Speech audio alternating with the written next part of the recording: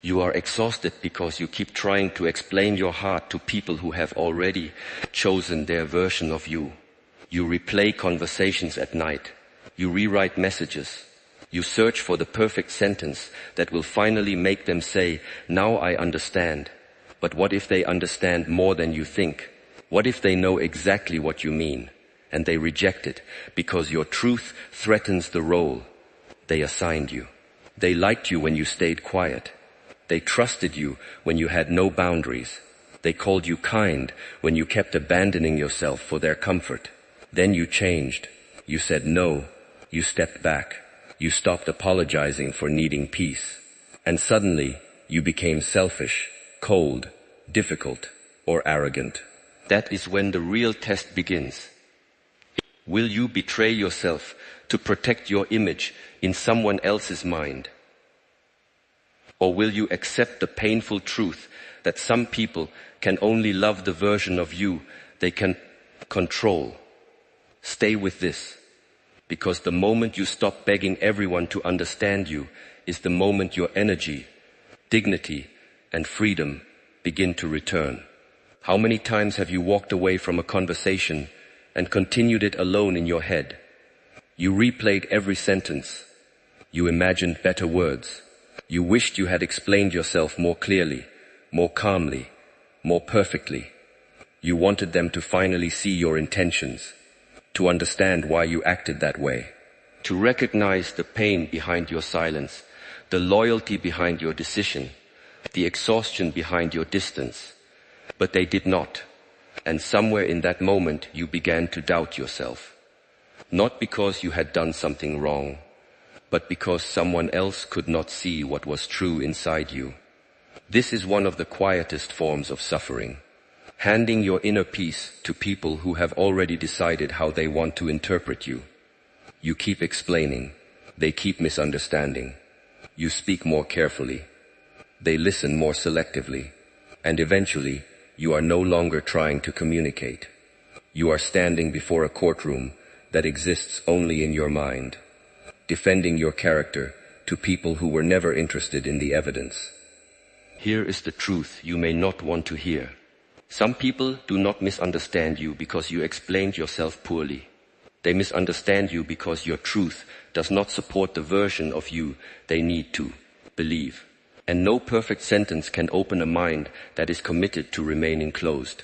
You were taught that being understood creates connection. Sometimes it does. But when you make universal understanding your goal, connection becomes performance. You begin adjusting your personality for every room. You soften your honesty so no one feels challenged.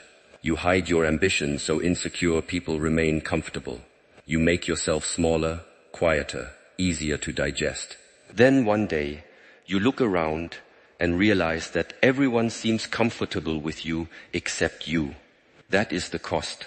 The more desperately you try to be understood by everyone, the less clearly you understand yourself. Because every person sees you through a different window. One looks through the glass of admiration, another through jealousy. One sees your confidence and feels inspired. Another sees the same confidence and calls it arrogance. One respects your boundaries. Another is offended because those boundaries prevent them from using you. The same sun that softens wax hardens clay. The sun does not change its nature to control the reaction. Why do you?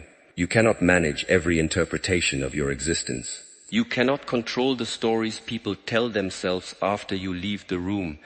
You cannot enter every mind, clean every distorted mirror, and rearrange every conclusion.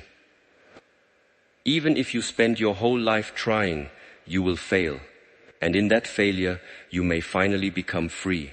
There is a difference between communicating honestly and begging for approval. Honest communication says, "This is what I meant." Begging says, "Please believe that I am still worthy." Honest communication offers clarity once. Begging repeats itself until dignity disappears. You know the feeling. Your heart begins racing when someone thinks badly of you. You write a long message, delete it, rewrite it, and add more details. You explain your history, your intentions, your emotions, and every event that led to your choice. You believe that if you provide enough context, they will finally understand. But some people do not want context. Context would require them to reconsider their judgment. And judgment is often more comfortable than truth. So they take your explanation and use it as another opportunity to question you. They pull apart your words. They ignore what is clear and magnify what is imperfect. Now you are explaining your explanation. Pause there. When did your peace become dependent on passing an examination no one had the right to give you? There is an old story about a young traveler who carried a beautiful clay lamp through a village. At night, the lamp had been made by his mother, and its flame guided him across dangerous roads. At the first house, a man looked outside and said, "That lamp is too bright. You are showing off." The traveler covered part of the flame. At the second house, a woman said, "Your lamp is too dim. You must be hiding something." So he uncovered it. At the third house, someone complained that the lamp was old-fashioned. At the fourth, another said it looked too new to be trustworthy. At every door, the traveler adjusted it. He changed the flame, covered the clay, uncovered it, held it high, carried it low. By the time he reached the forest, he had become so distracted by the opinions of strangers that he failed to notice the flame had gone out. He stood in darkness, holding a lamp shaped by everyone except the person who needed its light. This is what happens when you live for interpretation. You lose the flame. You stop asking, "Is this true?" You start asking, "Will everyone agree?" You stop asking, "Is this decision aligned with my values?" You start asking, "How will this make me look?" That may seem like kindness or emotional intelligence. But often it is fear wearing respectable clothing. The fear of rejection. The fear of being called selfish. The fear that someone will tell a false story about you and others will believe it.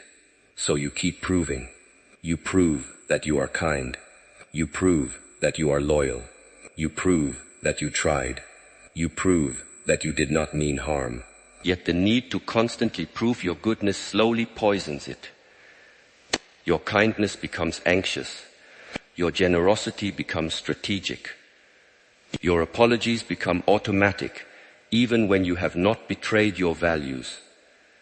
You begin apologizing for taking up space, for needing rest, for saying no, for changing, for no longer accepting what once wounded you. Listen carefully. Growth will make you harder to understand for people who benefited from your confusion. When you had no boundaries, they called you loving. When you created boundaries, they called you cold. When you stayed silent to avoid conflict, they called you peaceful. When you finally spoke honestly, they called you difficult. When you abandoned yourself to keep the relationship, they praised your loyalty. When you chose yourself, they accused you of changing. They are right about one thing. You did change. A seed must break its old shape before it can rise through the soil. To the shell, growth feels like destruction. To the life inside, it is the beginning. Not everyone who questions your change deserves an explanation. Some deserve a conversation. Some deserve patience. Some may truly care and simply lack information. Wisdom does not mean becoming emotionally unavailable or refusing to clarify anything. It means knowing the difference between a person seeking understanding and a person seeking control. A person seeking understanding asks questions and listens to your answers. A person seeking control asks questions only to find new openings to challenge you. One becomes calmer as clarity grows. The other becomes more agitated because your clarity removes their power. Pay attention to what happens after you explain yourself. Do they try to meet you in the truth? Or do they move the standard again? Do they acknowledge your perspective? Or do they punish you for having one? Do they want resolution or submission? These differences matter. You do not need to become hard. You need to become clear. Water is soft, yet it does not apologize for flowing downhill. It moves according to its nature. When a stone blocks the path, the water does not stand there explaining why it needs to pass. It finds another way. Your life needs that kind of clarity. You are not required to attend every argument you are invited to. You are not required to correct every rumor. You are not required to defend yourself against every opinion formed without your presence. Sometimes silence is not weakness. It is the recognition that your energy belongs somewhere more useful. But be honest with yourself. Sometimes you say you want to be understood when what you truly want is to be approved of. Understanding and approval are not the same. Someone can understand your decision and still disagree. They can see your reasoning and still choose a different path. Maturity allows this. It says you do not have to agree with me for me to remain grounded. The immature mind experiences disagreement as rejection. It believes every conflict is a threat to identity. So it fights, persuades, performs, and over-explains. But when you know who you are, disagreement loses its teeth. You can listen without collapsing. You can reconsider without abandoning yourself. You can apologize when you are wrong without treating every accusation as truth. That is real inner discipline. Not stubbornness, not arrogance, not emotional withdrawal. Discipline is the ability to remain open without becoming shapeless. A mountain does not chase every cloud that covers it. The cloud passes. The mountain remains. You have spent too much time chasing clouds. A stranger's comment ruins your evening. A relative's judgment changes your decision. A friend's silence makes you question your worth. A person who barely knows you says something careless, and suddenly you place their opinion above years of your own experience. Why? Because part of you still believes acceptance equals safety. Perhaps there was a time when it did. Maybe you learned early that peace depended on reading the room. You became skilled at noticing shifts in tone, facial expressions, and moods. You knew when to speak, when to disappear, when to become agreeable. You became understandable because being misunderstood had consequences. That adaptation protected you then. But what protects a child can imprison an adult. Now, a disappointed face feels like danger. A delayed reply feels like abandonment. Someone's disapproval feels like proof that you have failed. So you rush to repair emotions you did not create. You explain yourself before anyone has even asked. You offer reassurance while your own heart remains neglected. You call this empathy. Sometimes it is. Sometimes it is self-erasure. The challenge is not to stop caring what anyone thinks. That would not be wisdom. Human beings are connected. Feedback matters. Reputation matters. Your actions affect others. The challenge is to stop treating every opinion as equal evidence. Some opinions come from people who know your character. Others come from people who know only a moment. Some feedback comes from love. Other feedback comes from projection. Some criticism reveals a blind spot. Other criticism reveals the critic. Wisdom asks, who is speaking? What have they observed? What do they gain if I doubt myself? Do their actions reflect the values they are demanding from me? Do not reject criticism simply because it hurts, but do not accept it simply because it was spoken confidently. Even poison can be served in a beautiful cup, and medicine can taste bitter. You must learn to tell the difference. This requires stillness. When someone misunderstands you, resist the immediate urge to react. Let the first fire pass through your body without allowing it to control your hands or tongue. Breathe. Ask yourself 3 questions. Is there truth in what they are saying? Is clarification likely to create genuine understanding? And if they never understand, can I still stand peacefully in my decision? The third question is where freedom begins. Can you remain loyal to truth without receiving applause? Can you continue walking when the people behind you misunderstand why you left? Can you allow someone to be disappointed without making their disappointment your identity? This is difficult because the ego wants a clean ending. It wants everyone to say, "Now I see. You were right." Life rarely offers that ending. Sometimes you do the right thing and are still called wrong.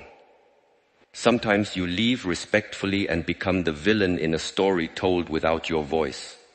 Sometimes you give your best, fail anyway, and watch people reduce your entire effort to the outcome. Sometimes love requires a boundary the other person will never forgive. What will you do then? Will you betray your own conscience to preserve a flattering image in someone else's mind? Or will you accept the discomfort of being misunderstood? There is a loneliness that comes from standing in your truth, but there is a deeper loneliness that comes from abandoning it. The first loneliness passes. The second follows you into every room. You may be surrounded by people who approve of the version you created for them, yet feel unseen because no one is meeting the real you. They cannot. You hid that person to remain acceptable. This is the painful paradox. When you try to be understood by everyone, you often become known by no one. Because real understanding requires truth. Truth creates contrast. It reveals what you value and what you refuse. It shows where you stand. The clearer you become, the more some people will feel connected to you, and the more others will move away. Let them, not with bitterness, not with superiority. Let them with respect. You do not need to turn every separation into a war. Some people are not enemies. They are simply no longer aligned with the person you are becoming. A river does not hate the land it leaves behind. It continues toward the sea.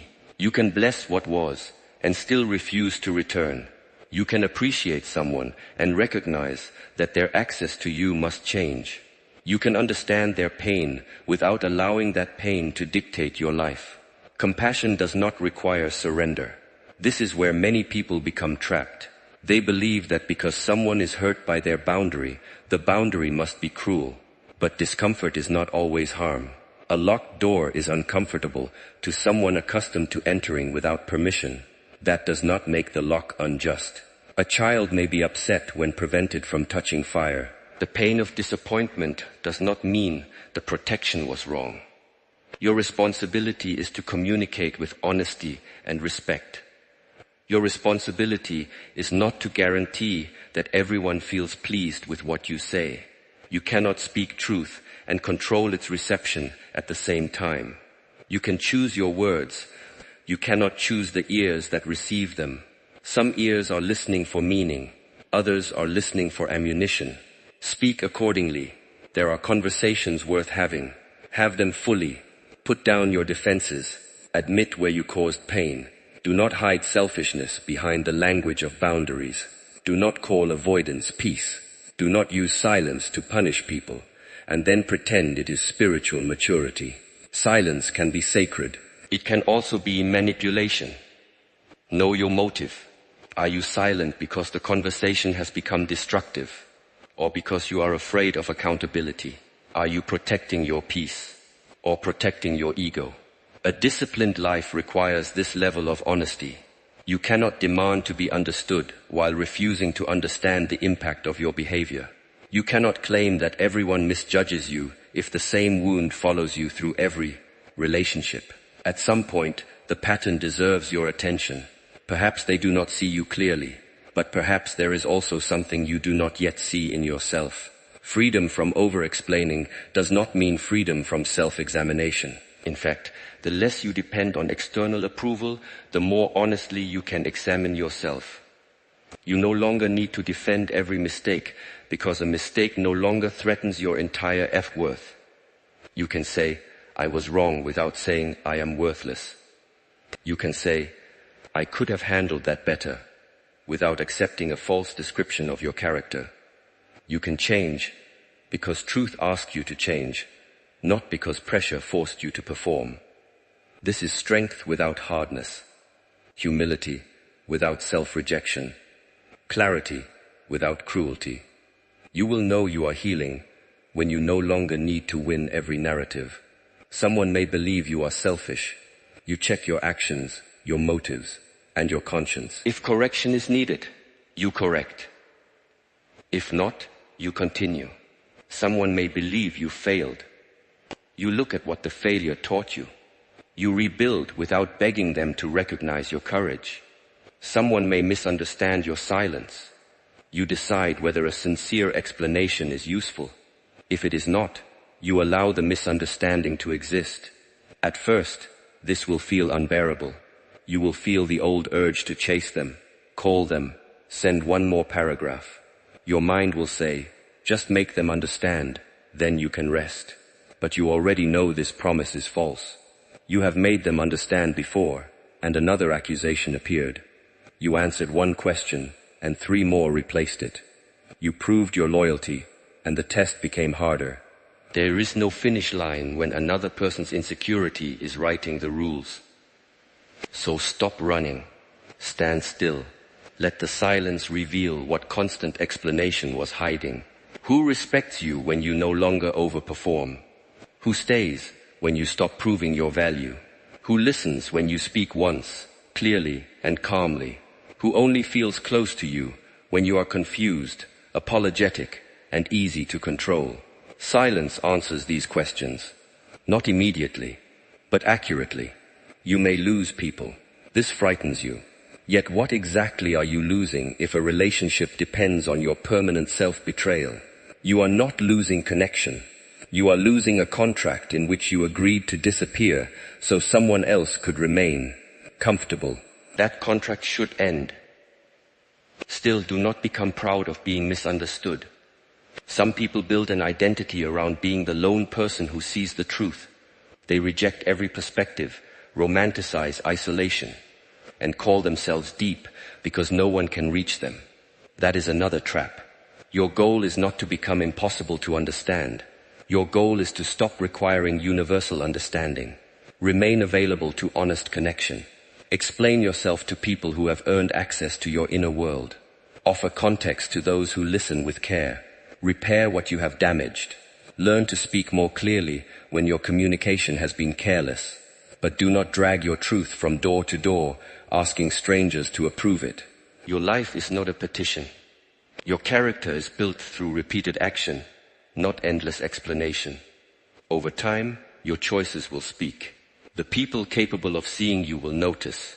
The people committed to misjudging you will reinterpret even your best actions.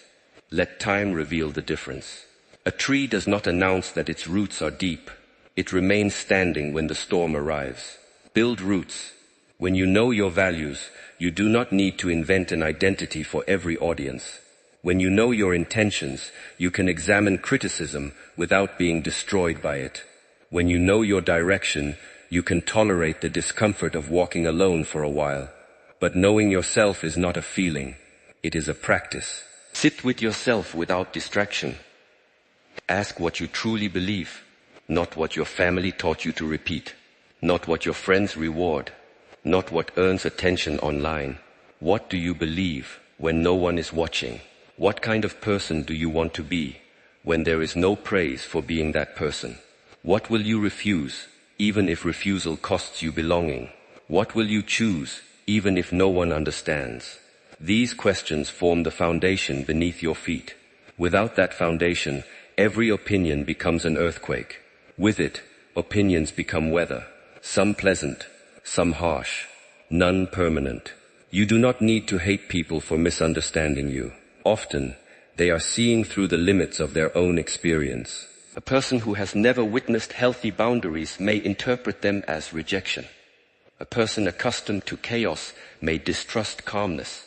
A person who survives through performance may be disturbed by authenticity.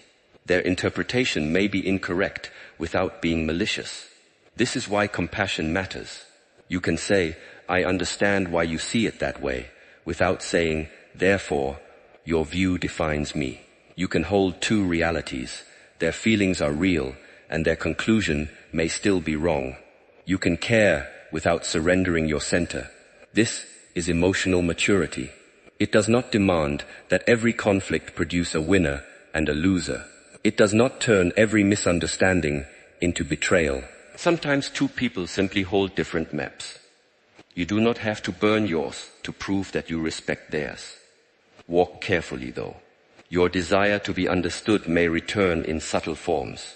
You may post indirect messages, hoping a certain person sees them. You may imagine future success as revenge against everyone who doubted you. You may work not because the work matters, but because you dream of forcing others to admit they were wrong. This still gives them control. If your success is built to answer your critics remain the architects of your life.